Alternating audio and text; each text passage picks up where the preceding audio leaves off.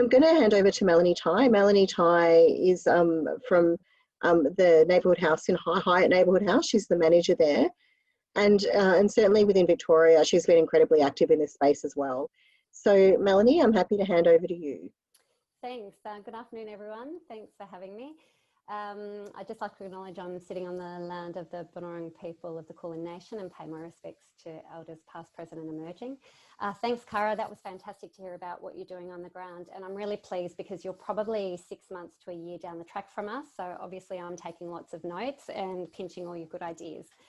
So I'm absolutely passionate about social prescribing, and I hope that my enthusiasm will come through to you and encourage you to look at how this could work for your centre. But I just wanted to also acknowledge that we're here because we're looking at how our work links in with the Sustainable Development Goals. And I really appreciate just taking the time to think about how the work that we do, how it fits into the bigger global picture of what everyone else is doing everywhere else, gives us a bit of perspective, allows us to create these great community connections, which of course gives us, strength in numbers if ever we're to do some advocacy in this space. So I guess some of the stuff we might skip through like a little bit of my talk because a lot of it we've probably covered. Cara and Nicole have already talked about.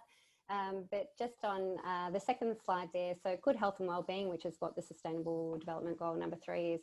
So the first part of it is ensuring healthy lives and promoting wellbeing for our community. As Nicole said, this is what we do on the daily in neighbourhood houses. I'm one of 400 in Victoria, and weekly I have about 600 people go through my 2 centres and to participate in a classroom activity that directly improves their health and wellbeing.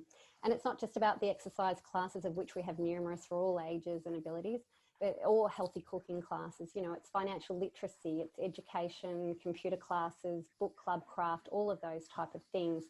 So it's nice to remind people of the breadth of activities that we undertake. So they, I think a lot of people might have a preconceived idea about what neighbourhoods are and what they deliver. So all the things that we deliver do improve or improve people's sense of connectedness to their community and improves their mental health and wellbeing. And Neighbourhood House Victoria undertakes surveys every year. And in my last survey, I had 22% of participants saying that they came to my centre to spend time with other people. So although that sounds great and we can tick off that, yes, we've absolutely achieved the improved health and lifestyle of Sustainable Development Goal number 3, we know from organisations or entities such as Vic Health, the federal government, the Royal College of General Practitioners, who I believe is speaking next, just that there's an emerging health crisis or challenge in our country, and it's about the growth in rates of chronic disease such as diabetes, mental health issues and obesity, and they're seeing that the underlying cause is social isolation and loneliness. So what David had touched on earlier. So the growth rate of chronic disease is not particular to Australia. According to the UN, 63% of the deaths worldwide stem from these type of non-communicable diseases, placing huge burdens on everybody's health and economic system. So it's really important that we start to direct some of our resources towards addressing these issues. So all of the entities I mentioned above, they are starting to have more and more conversations about integrated healthcare. So talking about how a medical professional would then perhaps identify that there's health and wellbeing, is being affected by loneliness and social isolation, and that person should perhaps be referred to a community centre or an organisation through some sort of structured pathway. So what they're referring to is social prescription. We might just get to the next slide. So this slide it's busy, but I wanted to include it because you'll probably get a pack of this later. And I have to thank Lata Consultants who've been doing a bit of work. Oh, sorry, it's the social prescription, the very busy roadmap-y. So what it will say, when you get a chance to look at it, it just reinforces what Cara was saying before. So Cara in this sense would be where it says link worker. You have someone there who is the GP or the medical professional would be recognising that that patient, perhaps their physical and psychological health and wellbeing is being affected by non-medical factors. So what they would do would be refer to what we're calling as a community connector in my centres, who would co-design this health and wellbeing plan, and that's what Cara was talking about earlier. So it could be that, yeah, Mary, a very simple example is that Mary's presenting at the GPs for perhaps diabetes, but actually is grieving the death of a husband or a family breakdown. So that community connector would then work towards plugging Mary back into perhaps some bereavement support or other social structures that can support her, which will impact her health and wellbeing. So as Nicole was saying before, it is an emerging treatment in Australia. It is widely being practiced in the UK and has been rolled out for a number of years, and also in Canada with really great success rates. And when we're talking just before about the capturing that economic data, they have started doing that in the UK with great success rates, particularly linking it to keeping people out of emergency rooms, GP practices, A&E visits. So absolutely we need to be starting to collect our data and start to sort of compile or collate all this information to use for our advocacy. So we have had active scripts in Victoria before, and that was more very simplistically about perhaps the GP would say you need to go do your 10,000 steps. Sorry, I'm being simplistic, not the program, by saying that it was just getting people moving a bit more. So I'm absolutely advocating that neighbourhood houses need to be embracing and delivering social prescription programs.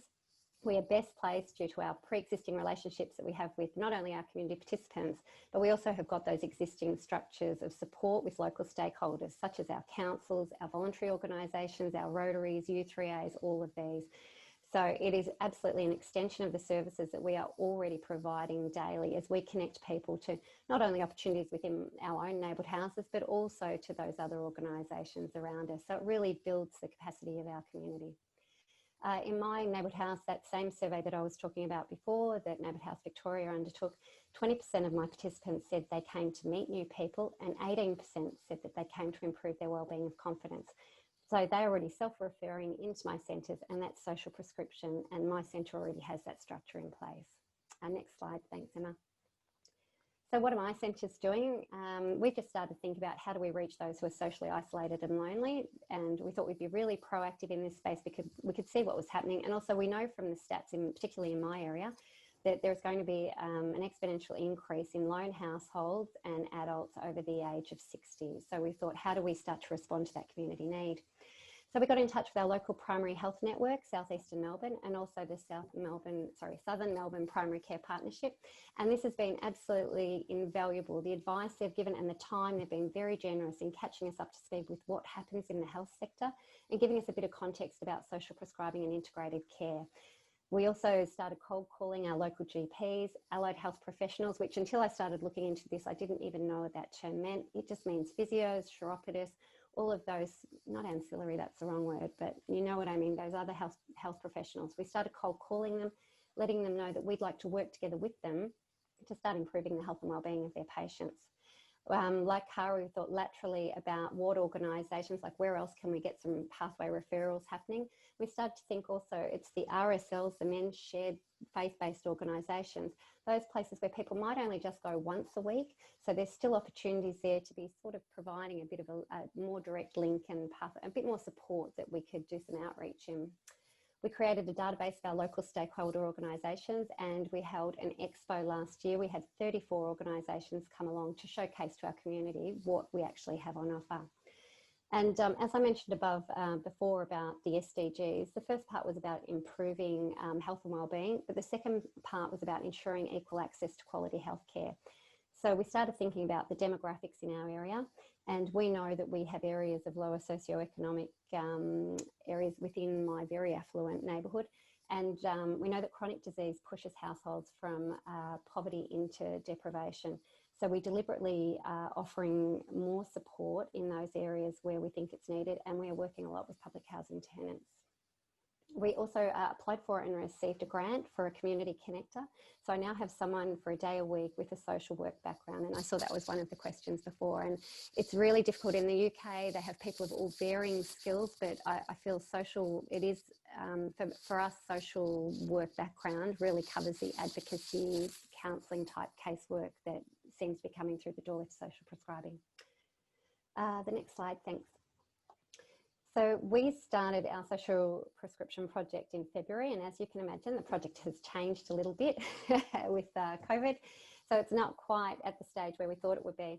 GP practices are absolutely under the pump, and we know the community understandably are not as engaged in or open to outreach at the moment.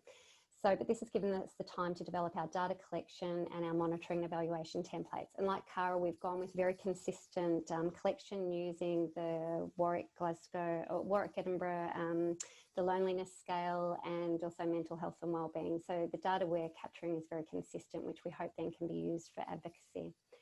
There is really good news. So this last week, we've had 3 GPs contact us out of the blue. 2 have started referring patients already, and the other has asked for us to undertake an education session with their staff. So we know that, or we anticipate that there is going to start to be a demand, and particularly for us Victorians as hopefully we come out of stage 4. On the PowerPoint there, I've just listed a number of things that you might like to consider if you're a neighbourhood house and you're interested in moving into this space. But I think it is really important for you to just take stock before you do and think about your supply chain. So I've got 80 GPs in my local area. Think about if all of them started referring 4 or 5 patients at a time, what that means to you, your capacity to respond, and also your capacity to support someone as they move on to another organisation.